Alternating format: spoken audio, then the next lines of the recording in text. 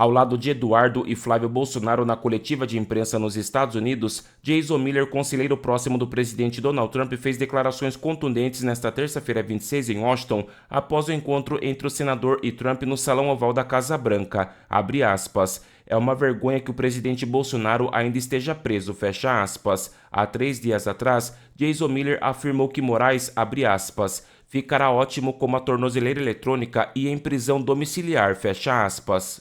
A few questions, I'll translate to you, and then you speak in English. Okay. Jason, what were the impressions of... Jason, were you at the meeting today with President Donald Trump and Flavio and Eduardo?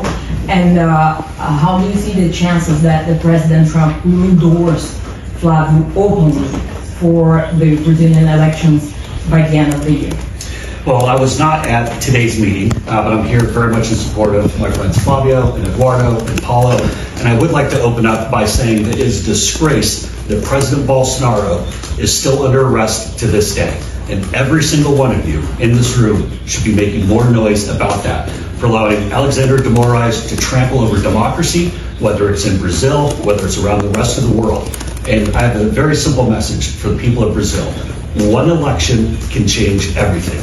As we've seen with President Trump, one election was able to secure our border, bring back peace to our big cities, restore our economy. Those same things can happen with this next election for the people of Brazil, because the issues that impact the people of Brazil impact the people of the United States. When the narco-terrorists and the cartels run out of control, that's not just a Brazil issue, that's an issue for Americans.